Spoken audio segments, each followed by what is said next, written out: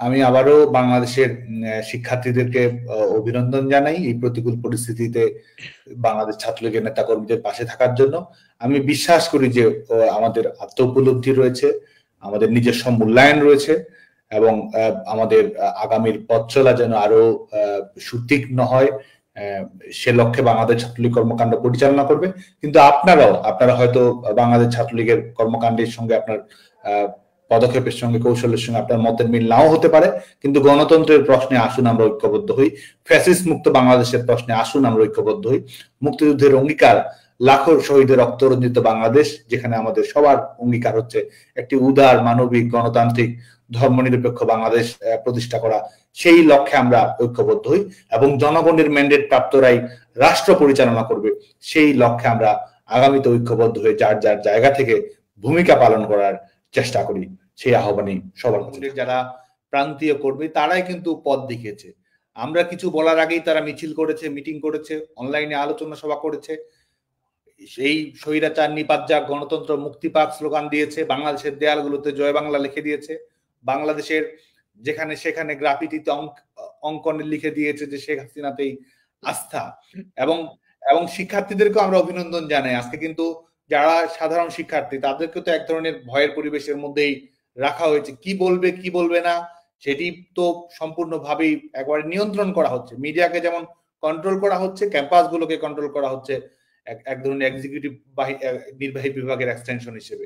তো সেই জায়গায়ও কিন্তু শিক্ষার্থীরা, ছেলেমেয়েরা, আমাদের বাংলাদেশ ছাত্রলীগের কর্মী যারা স্নাতকোত্তর সম্পন্ন করছে, সবাই যেন ক্লাস করতে পারে, পরীক্ষা দিতে পারে, সবাই যার যার জায়গা থেকে কিন্তু সংগঠিত করার চেষ্টা করছে। যেসব শিক্ষার্থী বরং সকল শিক্ষার্থী ছাত্রলীগ করুক আর যে কোনো সংগঠন করুক, সবার শিক্ষার অধিকার রয়েছে, সেটি নিয়ে কথা বলছে।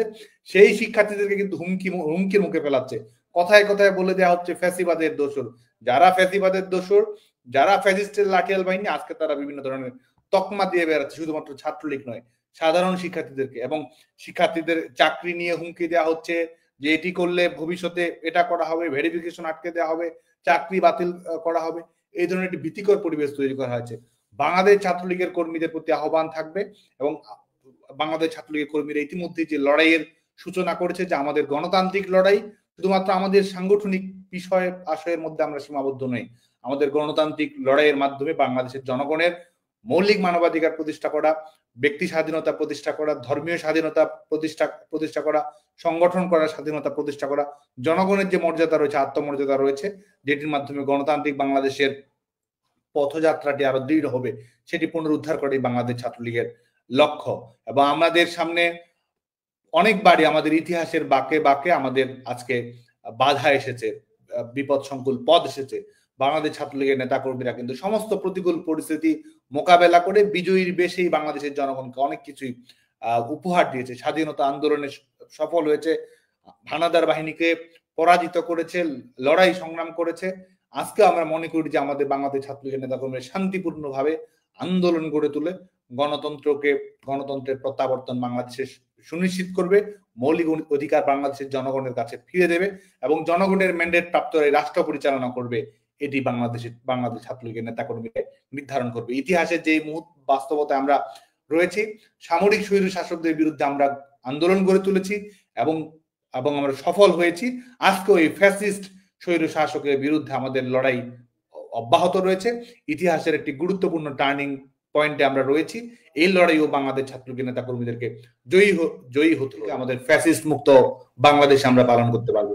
আগামী প্রতিষ্ঠাবার্ষিকী আমরা গণতান্ত্রিক বাংলাদেশে পালন করতে পারবো। আগামী প্রতিষ্ঠাবার্ষিকী আমরা মুক্তিযুদ্ধের অঙ্গীকারে ঋদ্ধ বাংলাদেশে আমরা পালন করতে পারবো। আগামী প্রতিষ্ঠাবার্ষিকী বঙ্গবন্ধু কন্যা দেশরত্ন শেখ হাসিনার নেতৃত্বে বাংলাদেশের জনগণের যে উত্থান হবে, সেই উত্থানে সামিল হই আমরা এই বাংলাদেশে প্রতিষ্ঠাবার্ষিকী উদযাপন করতে পারবো।